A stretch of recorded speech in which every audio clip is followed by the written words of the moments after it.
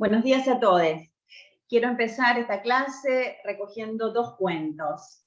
El primero me lo ha contado Hernán Hirschfeld, que está aquí con nosotros, responsable junto a Daniel Gastaldelo del volumen 3 de esta serie Archivos en Construcción que hoy inauguramos. El cuento le tiene como protagonista a Pam Parán, referencia incontestable en el campo de la semiótica. En el que anunció públicamente como su último seminario de doctorado, Pampa destacó que el libro de Max, sobre el que hoy vamos a trabajar, es al que ella le hubiera gustado leer en sus años de formación.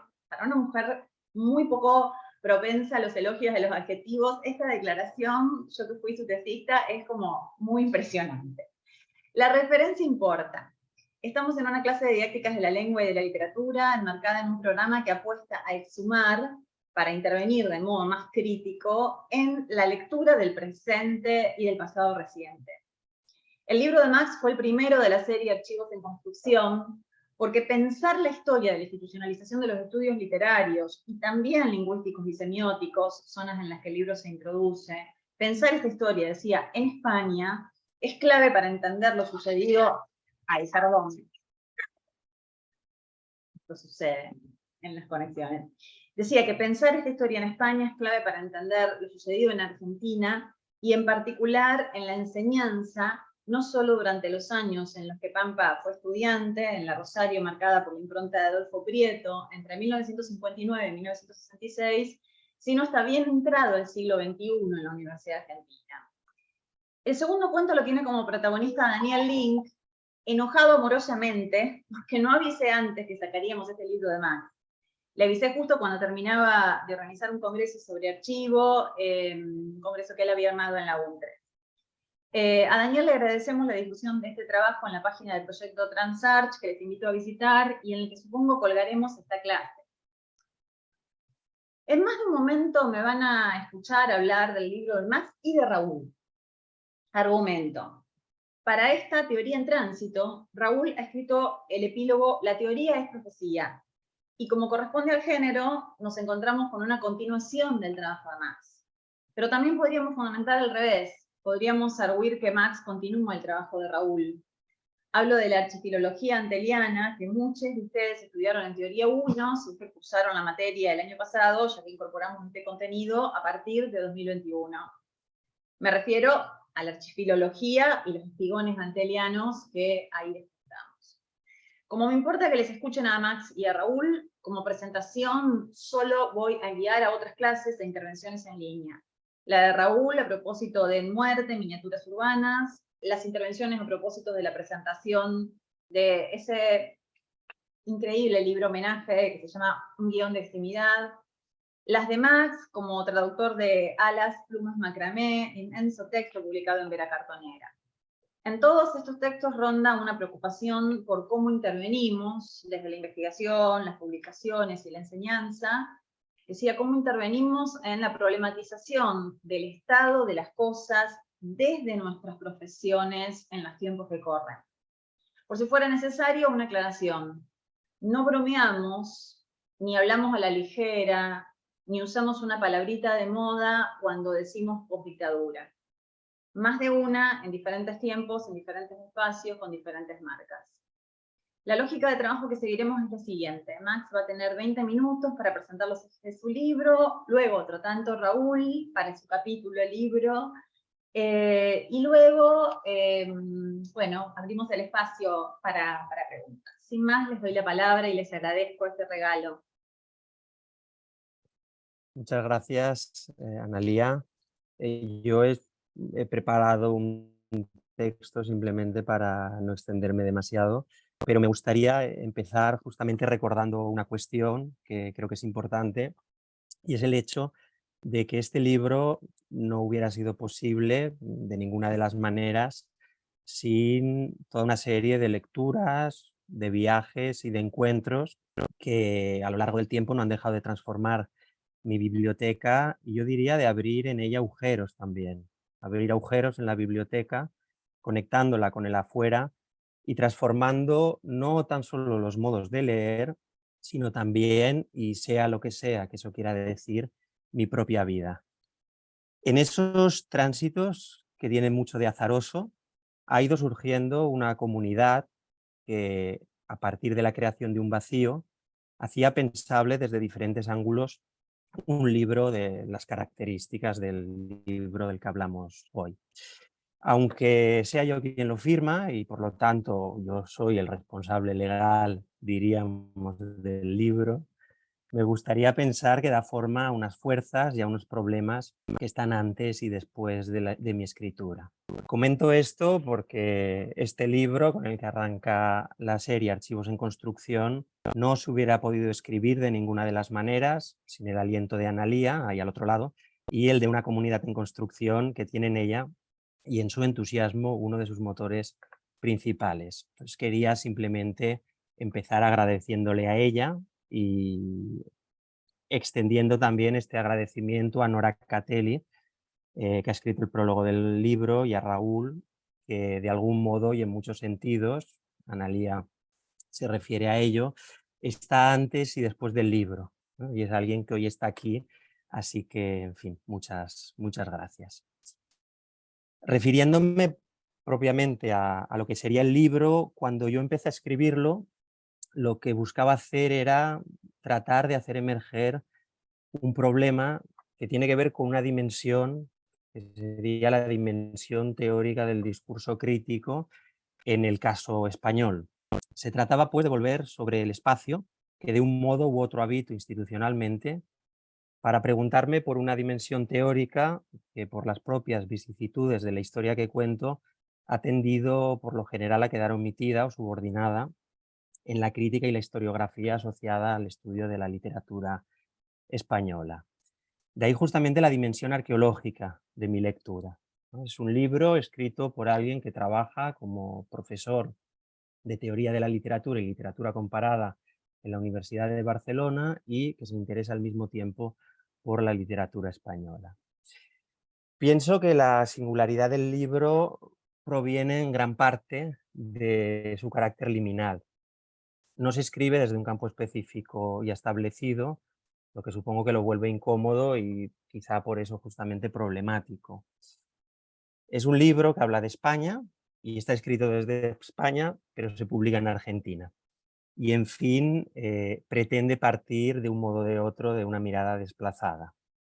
Yo diría en este sentido que no se trataba tanto de estudiar la circulación de la teoría literaria como más bien la teoría literaria en circulación, lo que es algo muy diferente. Se trataba pues de pensar los textos abiertos a la contingencia. En ese sentido, la teoría en tránsito podría ser la teoría fuera de sí, en contacto con el mundo y con la historia. Y pienso que podríamos hablar de la tâche aveugle de la teoría, es decir, de una teoría que enfurecida está atravesada por un punto ciego del que surge el espacio de lo visible y de lo inteligible. Una teoría, si se quiere, atravesada por la ceguera y abierta al no saber, dispuesta, por lo tanto, en este sentido, a perturbar los regímenes de visibilidad y, si se quiere, de inteligibilidad recibidos. Por eso, por momentos de los hechos y entre los desechos, emergen justamente los espectros. José Bergamín, uno de los fantasmas de la historia que narro, publicó entre diciembre del 73 y marzo del 78 una sección en Sábado Gráfico titulada Las cosas que no pasan. Y en 1976, en Historia 16, publicó 8 entregas tituladas Crónica Anacrónica. Retomando ese gesto de Bergamín, se trataría de volver sobre un pasado que no ha dejado de pasar o que no ha dejado de no pasar y que de alguna manera muestra de repente cómo nada nos separa de algunos acontecimientos que creíamos superados y por lo tanto clausurados, archivados para siempre. Preguntarse pues por lo que pasa y lo que no pasa, por nuestro tiempo desde otro tiempo. Pues como decía Gamben, quien, como se sabe, consideraba a Bergamín uno de sus maestros, la contemporaneidad, y citó a Gamben, es esa relación con el tiempo que adhiere a este a través de un desfase y un anacronismo. Para forzar ese desfase eran necesarias al menos 2 cosas. En primer lugar, incorporar corpus y problemas que generalmente no son contemplados en el estudio de la literatura española. Señalo simplemente algunos casos. Estudiar, por ejemplo, las transformaciones del pensamiento literario y del pensamiento en general en el siglo XX y la fricción que han establecido hasta el día de hoy con los estudios y la crítica literaria propiamente dicha. Cabía también incorporar el estudio de procesos ligados a exilios, a migraciones, los cuales nos obligan a, en fin, a enfrentarnos a los límites de los estados-nación y a los discursos y a los relatos asociados a ellos. Y en tercer lugar, y a partir de lo anterior, cabía preguntarse también por algunos efectos de la violencia política de los regímenes dictatoriales del siglo XX, entre ellos, por supuesto, la propia dictadura franquista, que instauró un régimen de censura y de dirigismo cultural que prolonga sus efectos hasta hoy.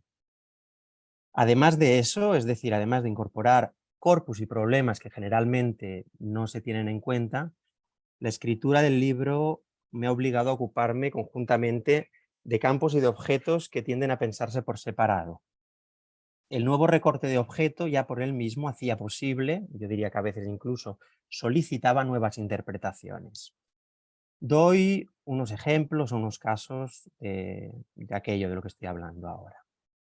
¿Qué pasa si pensamos la estilística de Dámaso Alonso al lado de los ensayos de Juan Goytisolo? ¿O qué pasa si pensamos las transformaciones de la crítica en España con un ojo puesto en Argentina y otro ojo puesto en Francia, posibilitando una triangulación?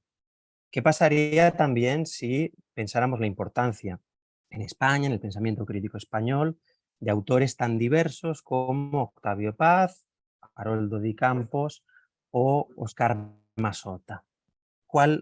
¿Qué es lo que ocurre en estos casos? Pero también incorporando otro nivel, podríamos preguntarnos qué pasa si se piensa la obra de Dámaso Alonso a partir del golpe de Estado de 1936 y si se interpreta su obra posterior a la luz de la antropología del nacionalcatolicismo. ¿Qué pasaría entonces si leemos la institucionalización de la teoría de la literatura en España ya en los años 80 como un proceso en el que algo de esa historia sigue insistiendo? A través de gestos y montajes como estos, se trataba de ensayar una arqueología de la contemporaneidad crítica en la que habría de emerger una dimensión política que generalmente queda elidida en el espacio consensual de la crítica española y que a mí, como comentaba Analía respecto a Pampa Arán, también me hubiera gustado conocer cuando estudiaba.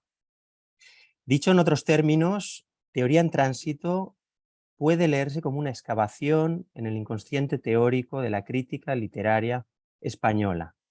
En esa región que no conoce el tiempo, siguen repitiéndose muchas veces formas coaguladas, herederas de tiempos históricos denegados, como decía antes, tiempos pretendidamente superados y que sin embargo emergen hoy en día con fuerza como una pesadilla en la que despertamos de repente. Pues como decía María Zambrano, la cito, siempre es noche en la humana historia. Es por eso que el libro se refiere a la posdictadura en vez de hablar de transición o en vez de hablar de democracia, para señalar justamente cómo hay estratos que siguen siendo actuantes, ¿no? Estratos de la dictadura que siguen siendo actuantes y que conectan con nosotros. Esos estratos son justamente los que considero que no nos permiten leer nuestra propia tradición, ni por lo tanto nuestro presente, ni por lo tanto plantear un porvenir.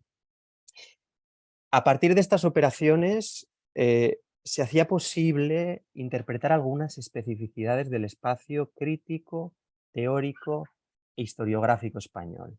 Y doy simplemente unos ejemplos. A partir de aquí podíamos empezar a estudiar, a entender lo que serían las vicisitudes locales de una semiótica ligada al hispanismo. Una semiótica que muchas veces ha incorporado nuevos términos, pero sigue repitiendo o sigue declinando de manera aproximada lo que serían los presupuestos de la estilística católica de Dámaso Alonso. Esto permite también pensar el lugar periférico, o si se prefiere marginal, que han ocupado las propuestas textualistas, deconstructivas, pero también psicoanalíticas, y más en general la reflexión teórica en lo que es la crítica y el estudio de la literatura en España. A partir de aquí se puede pensar también la relación de exterioridad entre el objeto literatura española y el objeto o la práctica de la teoría literaria. Están claramente separadas en el ámbito institucional. Por un lado tenemos la filología hispánica, que se ocupa de la literatura española, por el otro lado la teoría de la literatura y la literatura comparada, que se ocuparía de la dimensión teórica. Esto permite también ver lo que yo diría que son las retóricas del hispanismo, ¿no? Por ejemplo, unos gestos que suelen pasar desapercibidos dentro del campo, pero que creo que fuera del campo son muy evidentes, como la anteposición valorativa del adjetivo en tanto que estilema del hispanismo, y muchas veces con una vocación de juicio moral. Yo hablaba del inconsciente teórico, ¿no? He hablado del inconsciente teórico. Pues bien, para este discurso hispanista, el inconsciente teórico no sería una problemática, sino que sería un individuo, ¿no? Un individuo, digamos, al cual estaríamos juzgando valorativamente. A partir de aquí se puede pensar también la construcción de una narrativa que ha sido hegemónica hasta hace poco y que piensa la literatura a partir de unos autores concebidos como unidad moral, como unidad psicológica, se disponen en una línea continua, teleológica y normativa. Por cierto, estas categorías de norma y de anomalía, que son muy comunes en la crítica y la historiografía española hasta hoy en día, podrían verse hasta cierto punto como una reconversión normativa y neoliberal, diríamos, de aquellas categorías nacionalcatólicas de ortodoxia y heterodoxia que planteara en su momento alguien como Menéndez Pelayo. A todo esto cabría añadir los modos de enseñanza de la literatura, no solo en la universidad, sino también y sobre todo en la educación secundaria.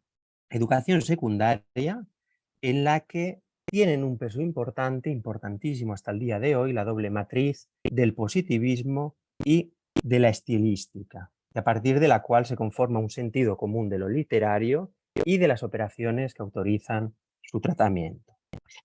Roland Barthes escribía en el prefacio italiano de 1968 a Crítica y Verdad, publicado en catalán en Barcelona en 1969, un texto, por cierto, que hasta donde sé no se encuentra en francés.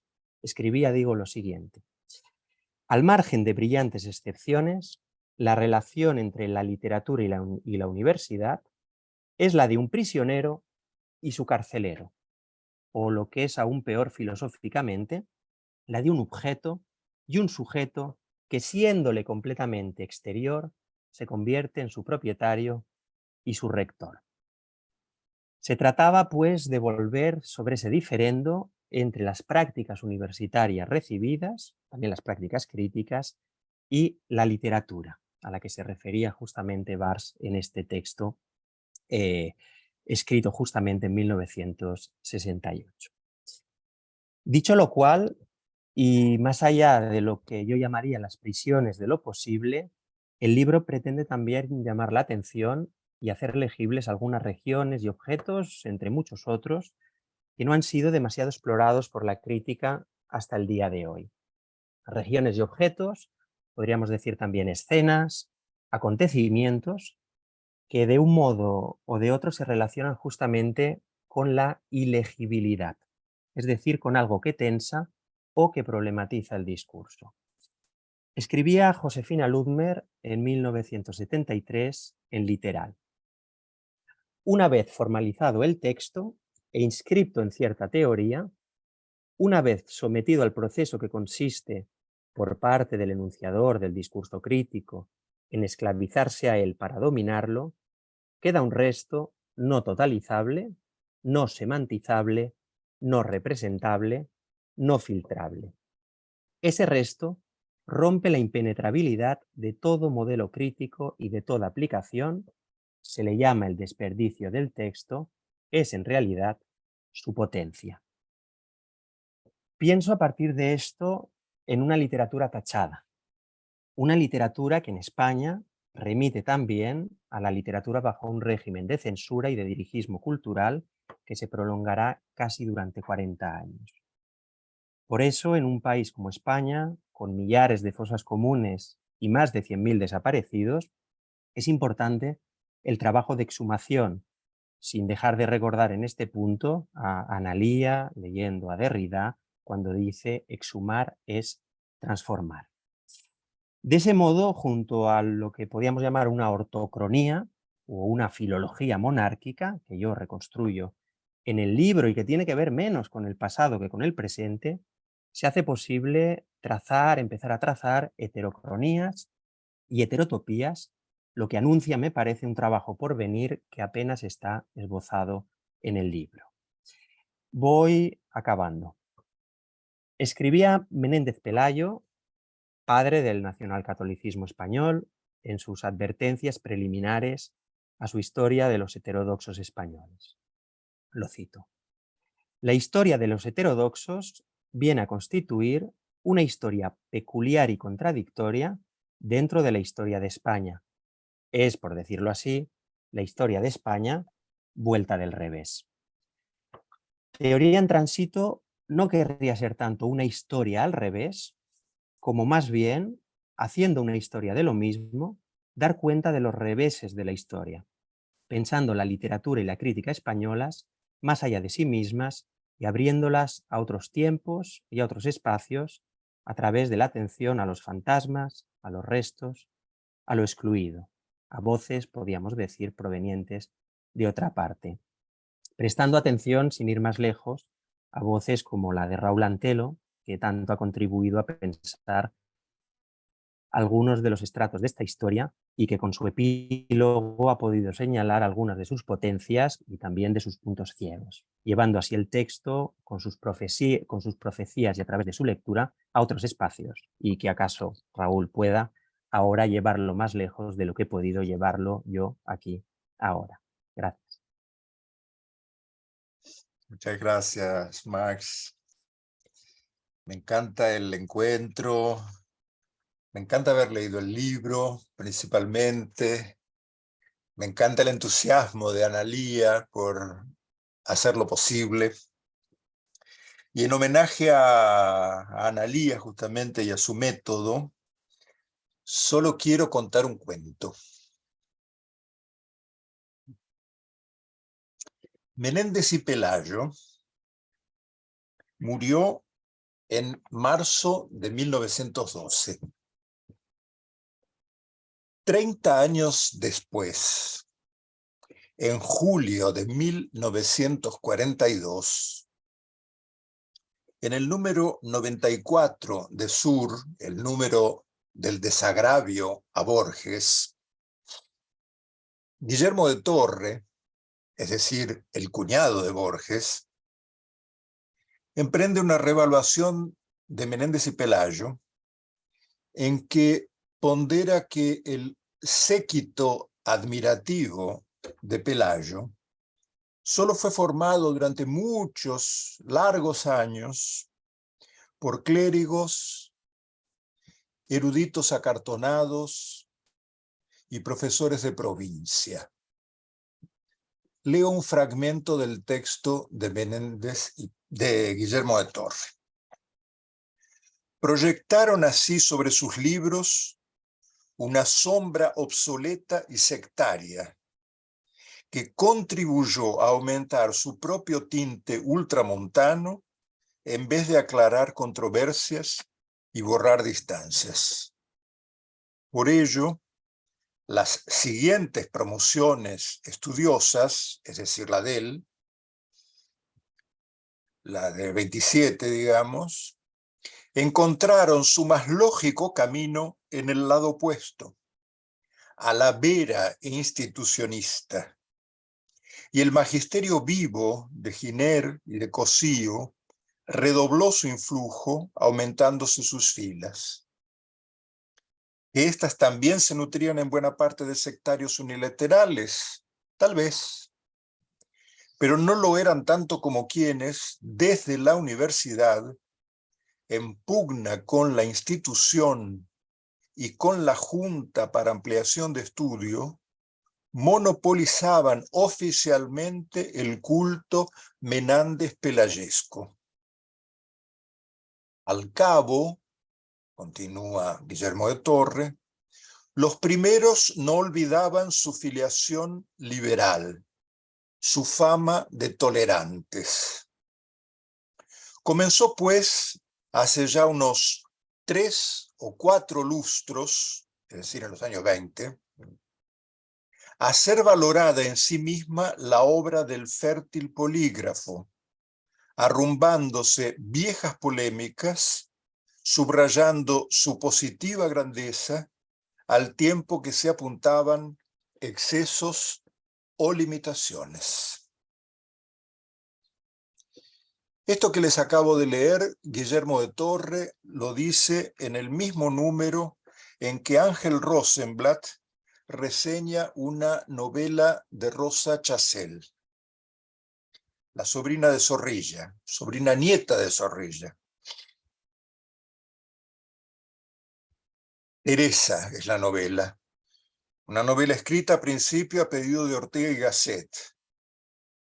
Una novela que no es exactamente ficcionalización de los amores de Teresa Mancha y Espronceda, sino casi un testimonio de la misma índole aguerrida de Rosa Chazelle, fina traductora de Mallarmé, de Albert Camus y de la teoría del arte de vanguardia de Renato Poggioli.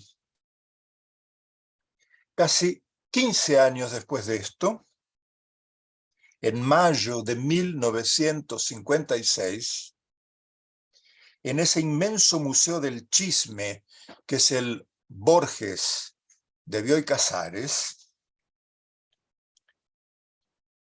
nuestro protagonista refiere una anécdota de Rosa Chazelle. Dice que va por la calle Alsina con una muestra de género para comprar un corte. De pronto se encuentra frente a una vidriera con libros, levanta la vista y ve que está frente a la editorial Losada. Guillermo de Torre está en la puerta y Guillermo de Torre le dice: si vienes por un libro de cuentos, ya te lo prevengo, no te lo publicaremos, no te lo publicaremos. Rosa muestra el género que tiene en la mano, explica su inofensivo propósito. Guillermo se aplaca un poco y concede. Bueno, si me garantes que no se trata de ningún género literario. Pero en sus diarios, muy posteriores, 2004, Rosa Chazelle anota: Guillermo de Torre me detesta. O más bien, se niega a darme importancia, porque conoce mi desamparo social, mi vulnerabilidad. Negarme, anularme, destruirme, es factible porque ningún mortal, ni menos grupo de mortales, va a salir en mi defensa. Entonces, ¿por qué no destruirme? En esos mismos días, el sábado 9 de junio de 1956, se declara en la Argentina la ley marcial. Se fusila a los sublevados contra el régimen militar de Aramburu y Rojas. El martes 12 de junio, 4 días después, sin mayores menciones a los fusilamientos,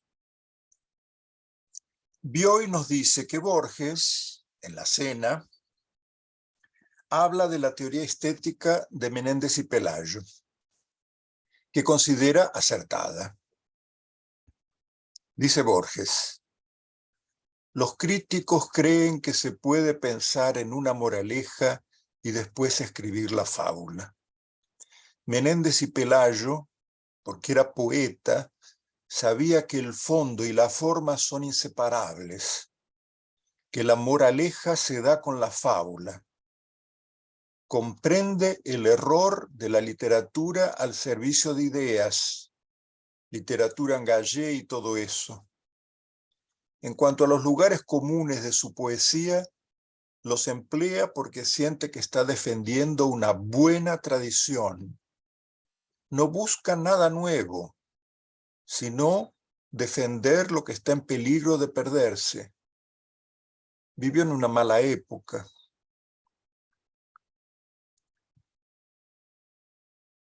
Y naturalmente todo hombre está determinado por su época y por su país. Se entusiasma por temas oficiales, estadísticos, patrióticos o patrioteros, como si él estuviera un poco vacío, demasiado en disposición. A lo que Bioy retruca. Sin embargo, el tema de la historia de las ideas estéticas en España es interesante. Un inventario de las ideas estéticas, aunque a veces el tratamiento es superficial. Y Borges dice, está mal que se hable de ideas estéticas en España, cuando son ideas de otras partes. Debía ser historia de las ideas estéticas en los países donde las hubo. Pero, naturalmente, todo debe llevarse pro domo sua. Pregunto si no será mejor poeta que crítico, si ninguna de sus páginas críticas será tan excelente como su epístola a Horacio y como la que les mandó a los amigos, agradeciéndoles una biblioteca. Borges está de acuerdo. Del libro de Miguel Artigas sobre Menéndez y Pelayo, se refiere a la vida y la obra de Menéndez y Pelayo, un libro publicado en Zaragoza en el 39, Borges dice que cuenta embustes. Por ejemplo, que Menéndez y Pelayo recordaba todo lo que había leído, que sabía dónde estaba cada uno de los libros de la Biblioteca Nacional de Madrid, que leía con el ojo izquierdo una página y con el derecho otra, simultáneamente. A lo que Borges agrega, ¿tenía también dos mentes? ¿Sugiere acaso que era esquizofrénico? Parece que no tuvo vida privada, mucha salud, mucha facilidad para trabajar, para escribir, para leer. Emprendía sin pereza obras en varios tomos. Murió por agotamiento, por falta de ejercicio, a los 50 y tantos años, lamentando no poder seguir con sus libros. De vuelta a España,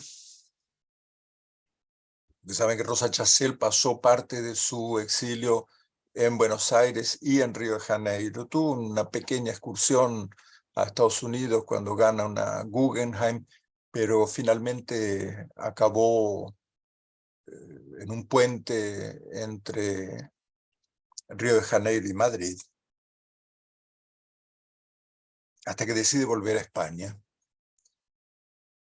Al volver, ya en los años 80, Rosa Chacel escribió los guiones para Radio Televisión Española de una serie basada en su novela Teresa.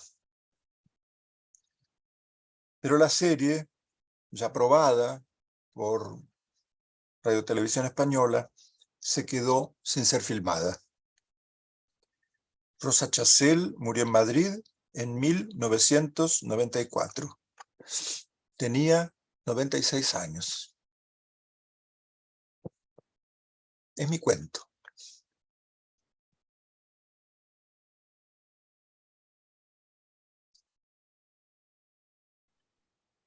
Gracias, Raúl. Bueno, después de dos semejantes intervenciones, bueno, tenemos a muchos compañeros que se han unido, está Susana, está Florencia, lo vi a David por ahí. Bueno, abrimos a todos, estudiantes y compañeros, el espacio para las preguntas que me parecen... Bueno, está Miriam, con quien ya estuvimos en la clase de teoría esta mañana temprano. que bueno, dejamos el espacio a las preguntas que pueden haber generado, no solo estas dos intervenciones maravillosas de Max y de Raúl, que vamos a subir al espacio de Transarch, sino también los textos que han escrito, ¿no?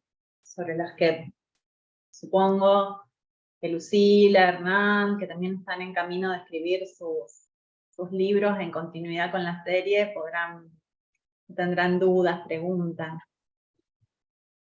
Lucila.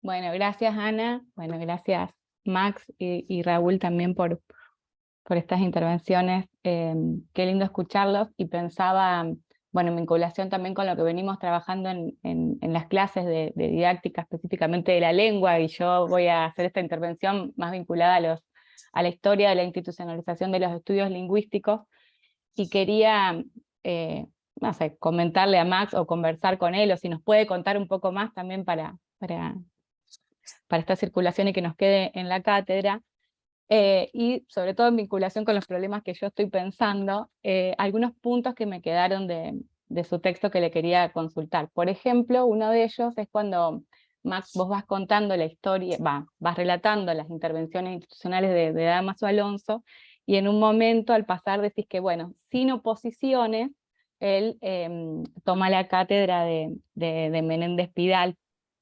Y yo te quería preguntar si digamos, si esos procesos de legitimación que no se dan, es decir, sin oposiciones, entiendo, ¿no? Sin concurso, ¿no? Estudiando acá también lo que sucede en y entre dictaduras, siempre estamos pensando cómo impactan, ¿no? Esas desinstitucionalizaciones forzadas, ¿no? Que muchas veces han provocado continuidades o discontinuidades de los agentes, tanto en la universidad como por fuera.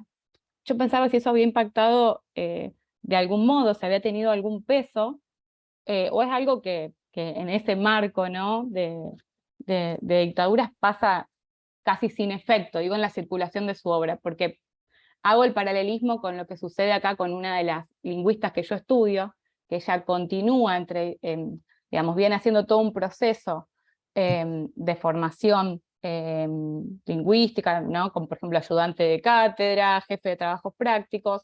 Se presenta un concurso de adjunta. Cuando se presenta un concurso viene en el 66 el golpe, la noche de los bastones largos, y ella queda con la cátedra, ¿no? Así también, sin oposiciones, a modo de Dámaso Alonso, así hay el paralelismo, pero luego la obra de ella es muy censurada, ¿no? Y su obra no circula, producto de haber continuado en dictaduras en estas cátedras. Incluso ella, bueno, estoy hablando de Nelly Dadoni de Miranda, en el 2004 es bajada del Congreso de la Lengua Española justamente por su actuación en dictaduras. Su obra luego no circula, ¿no? Hasta el día de hoy es bastante tapada, censurada. Entonces yo pensaba, en el caso de España, ¿no? Haciendo estos paralelismos, y bueno, y agradeciendo a Max, porque cómo me sirve ¿no? su estudio para todo lo que yo estoy pensando e indagando, porque inevitablemente, bueno, esto que vos describís tan perfectamente respecto de las conexiones entre Dámaso Alonso y Amado Alonso, ¿no? Y la irrupción del estructuralismo acá, y cómo este estilística católica, ¿no? Que decís que durante casi 2 décadas impacta ahí. No puedo dejar de leerlo en vinculación con este caso en particular que yo estoy trabajando, porque cuando a Nelly Dadoni le preguntan en el 2004 en una nota periodística, ella dice, yo lo único que hice fue usar el talento que Dios me dio, ¿no? Y ahí también la referencia a la religión que vuelve con ese peso, ¿no? Tremendo, como lo que vos describís ahí. Bueno, Max, básicamente comentarte eso, que me interesaba seguir indagando si ahí había algún cuento, ¿no? O había archivos o algo que dieran algún indicio de si eso ha tenido peso en su circulación o cómo continuó después, ¿no? su trayectoria, que nos puedas contar un poco más de esa parte de la historia. Gracias, Lucila, por la pregunta y los comentarios. Claro, yo empezaría diciendo que hasta donde yo sé, el caso argentino y el español son, en relación a estas cuestiones, son muy, muy diferentes. Entre otras cosas, porque en España, después del golpe de Estado en 1936, el comienzo de la dictadura, en el fin de la Guerra Civil en 1939, lo que hay es una larguísima dictadura. Y esa larguísima dictadura parte de, bueno, pues de un exterminio, de una represión terrible y, como decía antes, unas políticas de censura y de dirigismo cultural y también de represión, de violencia política, ya después de la propia Guerra Civil.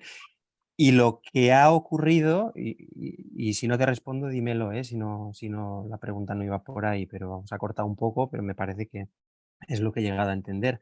Lo que ha ocurrido justamente es que muchos de esos autores que ocupaban una posición central en el campo universitario, en el campo académico, en el campo crítico y en el campo editorial, muchas veces también, del franquismo, el campo oficial, institucional, han sido, en democracia, han sido tratados como los grandes maestros. Entonces, si nosotros hacemos un estudio, digamos, cuidadoso de los textos, de las propuestas de los autores, vemos a veces efectivamente que los discípulos, que se llaman discípulos ellos mismos, se llaman maestros a los otros autores, a veces hacen cosas diferentes, pero tienen que justificarse justamente a través, digamos, de esa genealogía. A veces hacen cosas diferentes y otras veces siguen reproduciendo, ¿no?, exactamente los mismos patrones. Entonces, Dámaso Alonso es alguien que llegó a ser presidente de la Real Academia, es alguien que ocupaba una posición estratégica en Gredos también, ¿no?, en la colección sobre letras románicas, sobre filología románica, y es alguien que eso es una de las cosas que reconstruyo en el libro, que será una pieza central.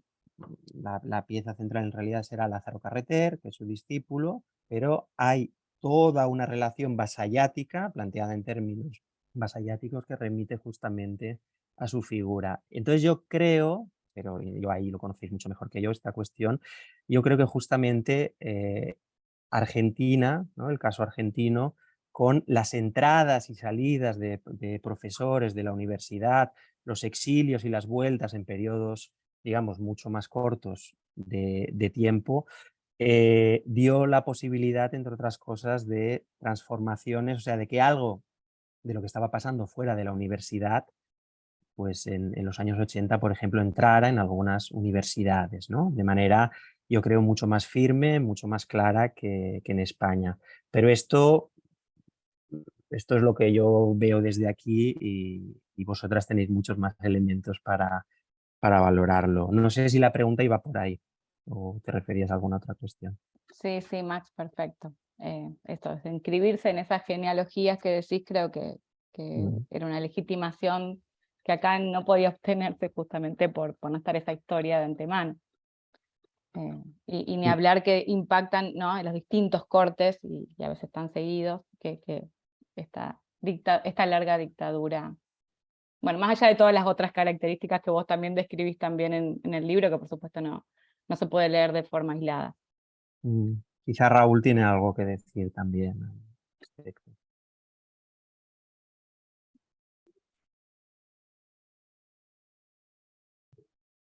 No, no mucho más. Sí, yo creo que la disponibilidad de entradas y salidas en la Argentina es mucho más acelerada, ¿no?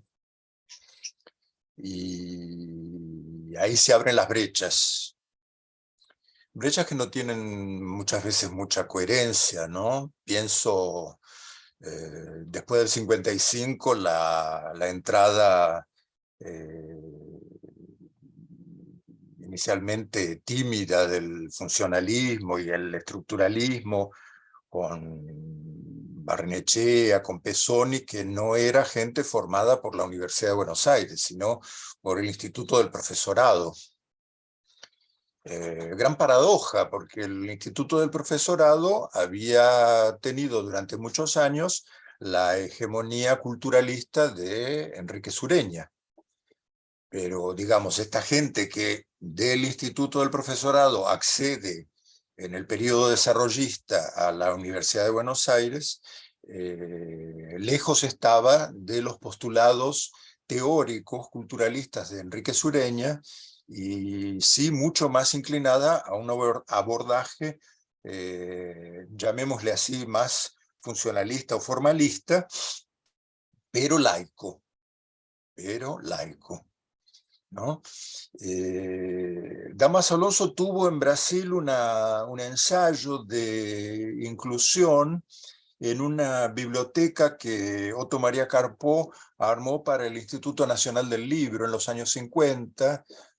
Fue una biblioteca que tradujo a Curtius, el libro sobre la Edad Media Latina,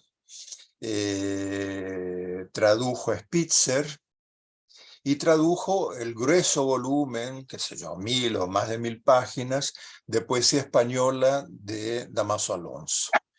No recuerdo ahora el año exacto, pero será algo así como 56 o 59. Pero debo decir que no tuvo la misma fortuna que los otros volúmenes. Tal vez el mayor prestigio por las tradiciones culturales europeas, no hispánicas, digamos, hacía que muy frecuentemente se hicieran reseñas o se hicieran menciones a los otros volúmenes, no así al de poesía española de Dámaso Alonso, que recuerdo haber leído en la biblioteca que un ex integralista, Cristóbal Camargo, armó en Buenos Aires a pedido de la revolución llamada Libertadora en los años 50. O sea que bueno, esa marca hispánica, integralista, etcétera, etcétera, sí, no llegaba sin sombra de duda. Bueno, y Gredos era la bibliografía obligatoria de nuestras varias literaturas españolas, sea quien fuese el titular.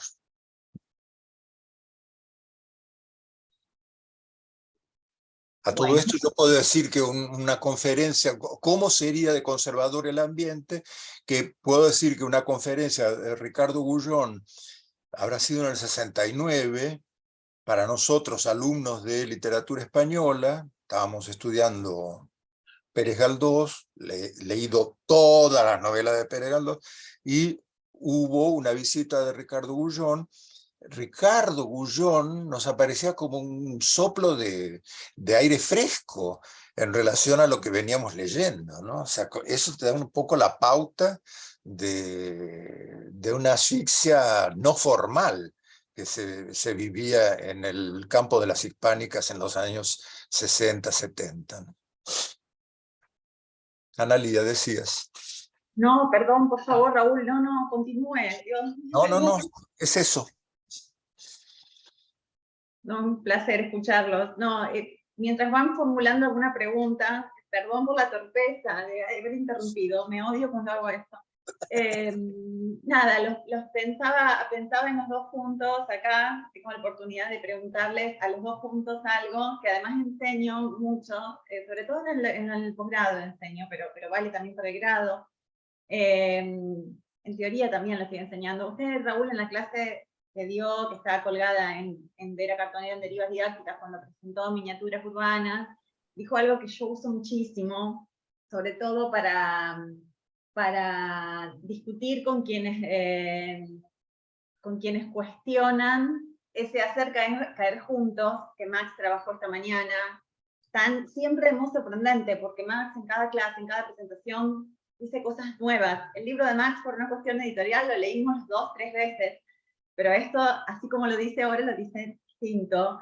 Problemas y objetos que se pensaban por separado, y fue enumerando, ¿qué pasa si hacemos caer juntos tal cosa y tal otra cosa? ¿Qué pasa? Ese modo de interrogar con esa retórica que hoy presentó tan alucinante, bueno, genera mucho rum rum, porque hay como mucha cosa de la cosa estanca, ¿no? Entonces yo pensaba en ese comentario suyo, Raúl, la pregunta es para los dos.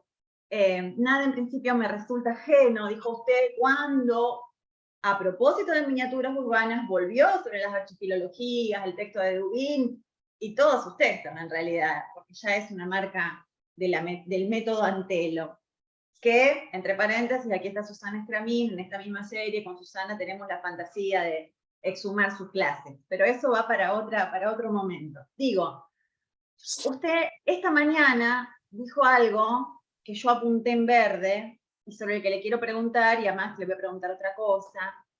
En un momento de su cuento, usted dijo, todo hombre está determinado por su época y por su país, y después hizo una crítica a una actitud, ¿no? El estar demasiado a disposición, como si se estuviera vacío, el estar demasiado a disposición.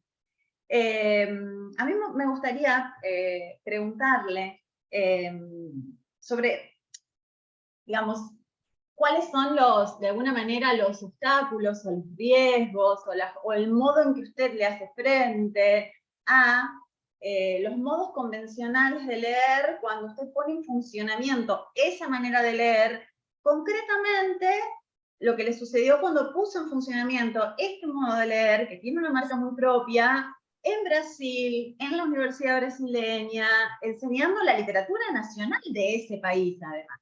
Y en el caso de Max, también un poco ir por el lado de las resistencias, ¿no? Cuando el otro día presentábamos tu libro, Max, la primera presentación pública que hicimos, Benedict Gautier te leyó como el libro más argentino escrito por un español. Entonces a mí vuelvo y uno, porque digo, en esto del libro más argentino escrito por un español y en esto que Raúl marca, digo, pareciera que a pesar de que hablamos de lo transnacional hay modos nacionales de leer, ¿o no? Les tiro así la cuestión.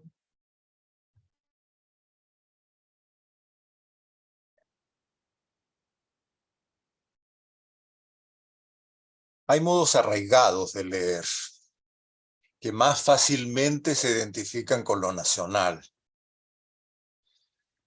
No me gustaría pensar que hay modos nacionales de leer, porque esto equivaldría a postular una suerte de esencia transhistórica que desconoce los avatares de la misma historia, ¿no?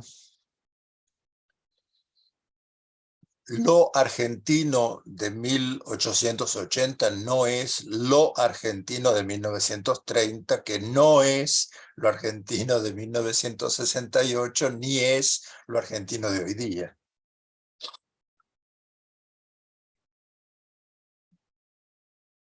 ¿Cómo enfrentar esto? Yo te diría que en mi caso usé mucho la exhaustividad.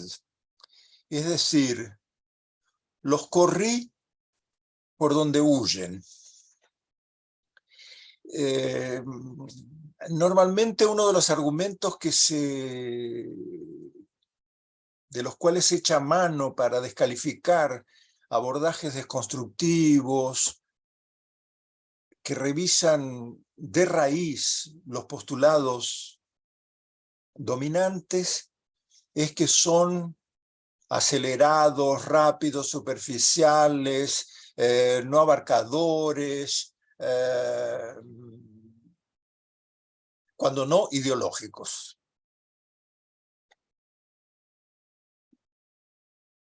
Y sin caer en el positivismo de la prueba, es decir, algo que es anterior demuestra la verdad de lo posterior,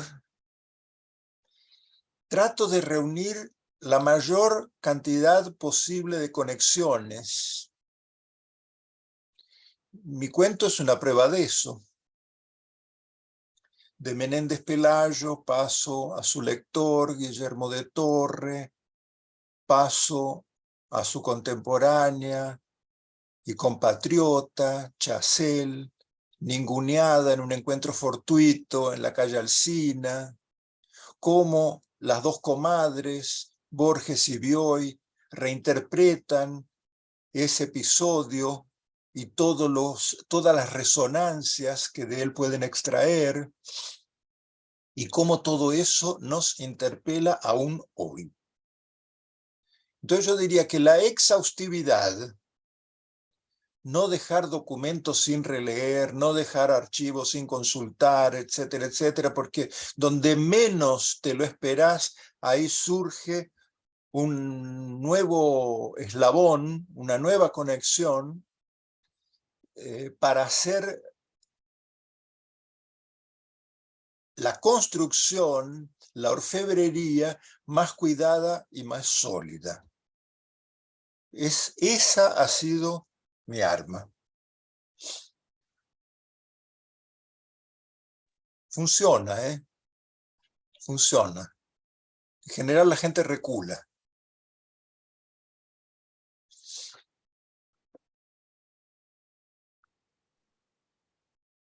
Bueno, en relación a lo que preguntabas, Analía, y a lo que comentaba Raúl, que estoy, en fin, muy de acuerdo. Recuerdo Nora Catelli en algún artículo escribe, yo pienso ahora en esta cuestión de lo nacional, ¿no?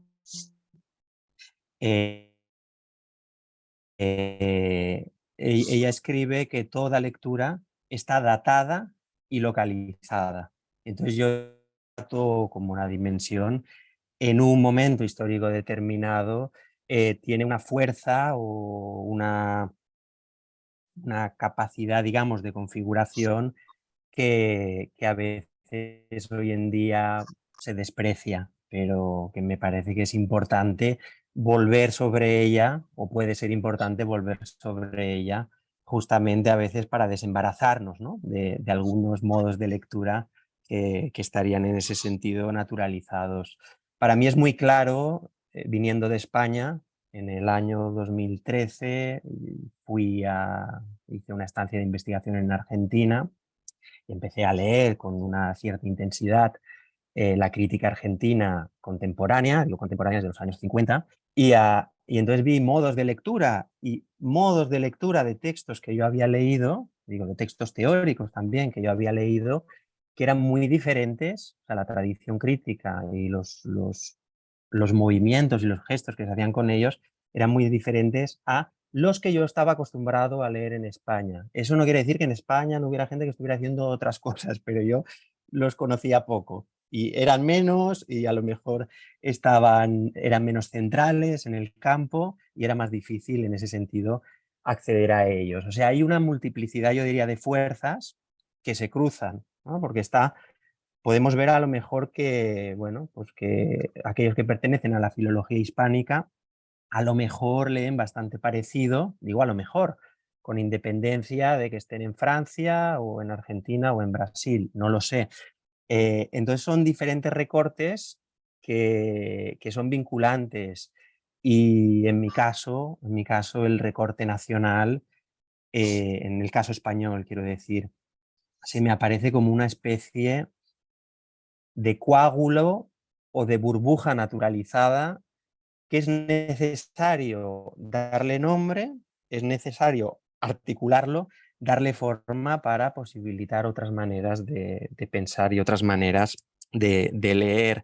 Porque, claro, esta cuestión, ¿no?, de que mi libro sea el libro más argentino, una cosa así, yo no lo sé, yo no lo creo, de hecho, además, eso puede ser una visión desde Argentina y a lo mejor tiene todo el sentido, pero yo diría que a lo mejor es un libro brasileño, también es un libro francés, no lo sé, es un libro que tiene que ver con muchas cosas. He empezado hablando de los viajes, ¿no?, de los encuentros, entonces, y hasta cierto punto también el azar y la contingencia de esas lecturas que son siempre recortes de lo nacional, ¿no?, y recortes de los propios textos que se leen. Simplemente respecto a esa cuestión que comentabas, Analía, del objeto de estudio, ¿no?, de los corpus con los que trabajamos, Raúl se ha referido, en fin, varias veces a la cuestión de la mesa de montaje, ¿no?, la crítica como algo que tiene que ver, entre otras cosas, con una mesa de montaje. Y entonces en mi práctica, en mi trabajo, en mis lecturas, una cosa que se me aparece como una evidencia es que simplemente cambiando los objetos con los que trabajamos, incorporando un nuevo objeto, si no lo subordinamos al otro con una lectura ya hecha, eso normalmente nos obliga a cambiar las formas de leer que tenemos, ¿no? Y en ese sentido, muchas veces los métodos, uso la palabra método, los métodos que utilizamos, los métodos que hemos recibido a veces son hasta cierto punto el resultado de un corpus previo. Y ese corpus previo se lee a través de ese método y lo que tenemos es un círculo en el cual no es posible pensar nada, porque lo único que es posible es, digamos, repetir, ¿no? Repetir aquello que ya estaba dado. Entonces estos encuentros, como el encuentro que tenemos aquí, que creo que tiene mucho del malentendido,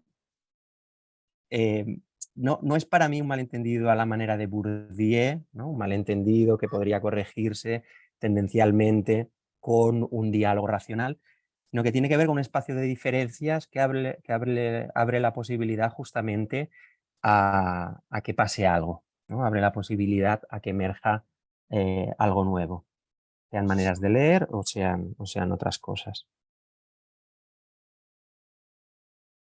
Gracias, Max. En el campo de las artes plásticas, Estrella de Diego, cuando accedió a la Academia de San Fernando, justamente hace un discurso que aborda esa cuestión, la cuestión del malentendido, solo el malentendido como la forma de recrear las propias prácticas, ¿no? Gracias, Raúl. Bueno, abro el espacio a las preguntas. Nos quedan espacio para una o dos preguntas más. Si alguien quiere tomar la palabra, hágalo ahora.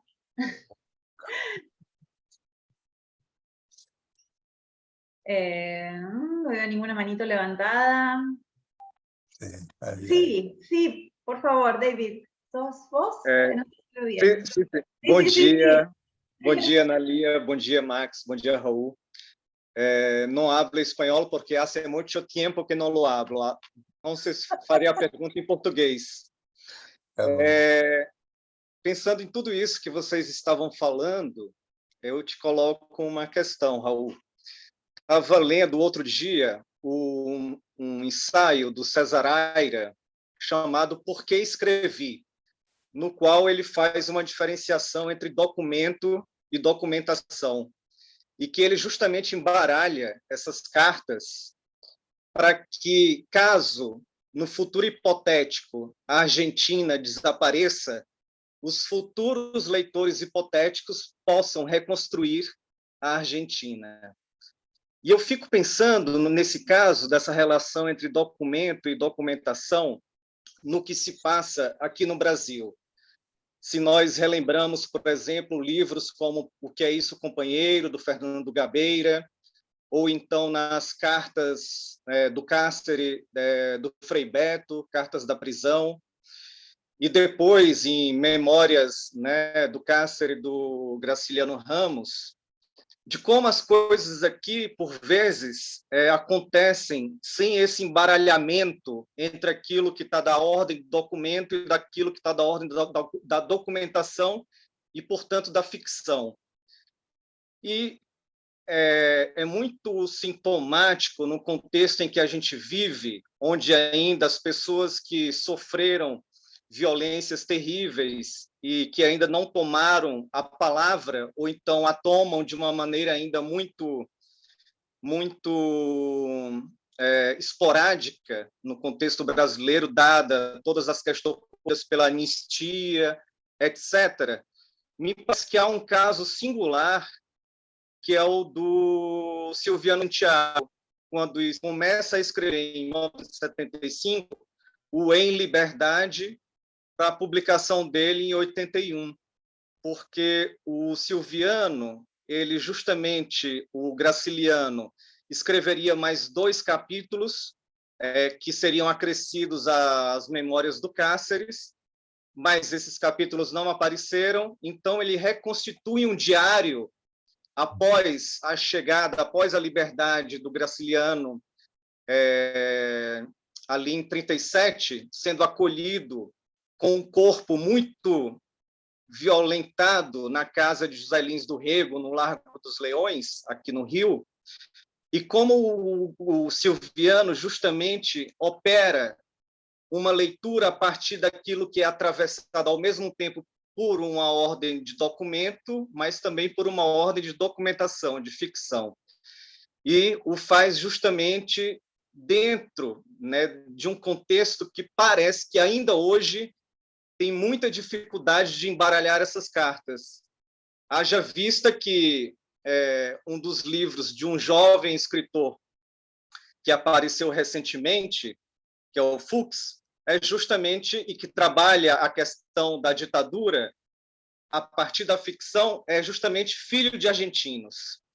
Então, eu queria que tu falasse um pouco dessas relações, dessa ordem entre Brasil e Argentina. Me parece bem relevante nesse momento, mais uma vez. Obrigado. Bueno, es asunto de otra conferencia. Para responder en un minuto, que creo que es lo que nos queda, yo haría una sola marcación. La documentación tiene que ser involuntaria, no puede ser deliberada. Si es deliberada, recae en la lógica del documento. Yo recuerdo cuando empecé mi formación de posgrado en la Universidad de San Pablo, lo que más oía de Antonio Cándido era la idea de que todavía no había la mínima necesidad, la mínima existencia de documentos como para poder proceder a la crítica. Es decir, que teníamos que levantar, exhumar la mayor cantidad de documentos, por ejemplo, sobre el modernismo, las vanguardias, para luego en una segunda etapa poder interpretar, poder leer. Siempre me pareció esa idea evolutiva, etapista del trabajo crítico errónea. Y de alguna manera mi doctorado atropella eso. Al armar un objeto con periódicos, sin importarme si eran oficiales, paraoficiales o del Partido Comunista, estoy armando un campo heterogéneo. O sea que lo que me interesaba era la heterogeneidad.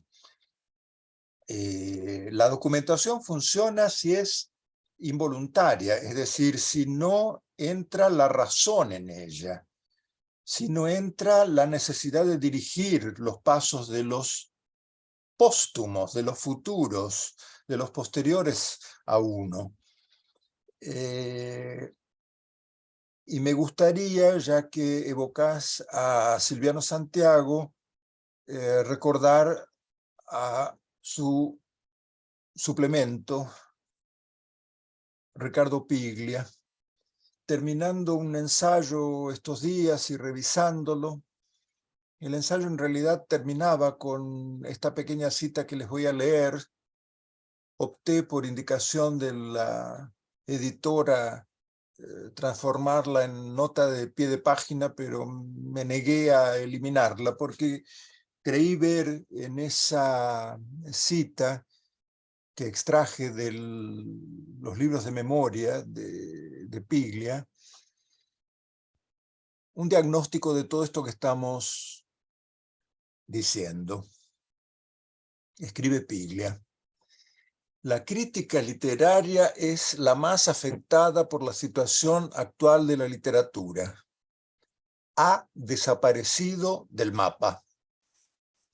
En sus mejores momentos, en Yuri Tinianov, en Franco Fortini o en Edmund Wilson, fue una referencia en la discusión pública sobre la construcción del sentido en una comunidad. No queda nada de esa tradición. Los mejores y más influyentes lectores actuales son historiadores como Carlo Ginzburg, Robert Darnton, François Hartog o Roger Chartier. La lectura de los textos pasó a ser asunto del pasado o del estudio del pasado. A los historiadores yo agregaría los antropólogos. Creo que ahí está la mejor lectura que se puede hacer del anacrónico presente. Gracias, Raúl. Bueno, en esas intersecciones estamos, celebrando las intersecciones, lo que cae junto, diría Paco Vidarte, que es alguien a quien me gusta siempre traer a la conversación. Estaría muy feliz, creo. Él que se fue a los 38 estaría muy feliz de ver estas conjunciones sintomáticas, como él las llamaba, su Derrida, Kant, contigüidades sintomáticas. Bueno, por más contigüidades sintomáticas y por más clases como estas, nos vemos en la próxima. Le agradecemos a Raúl y a Max este regalo. Y le estuve escribiendo recién, mientras tanto, a Daniel, para avisarle que por un tema de formalidad de la universidad no teníamos el loguito Transarch y por eso no difundimos en la red Transarch antes, pero vamos a subir esta clase a ese sitio. Les agradezco a todos los que se unieron para esta fiesta, esta clase fiesta, y nos vemos en breve. Muchas gracias. Gracias a todos. Gracias.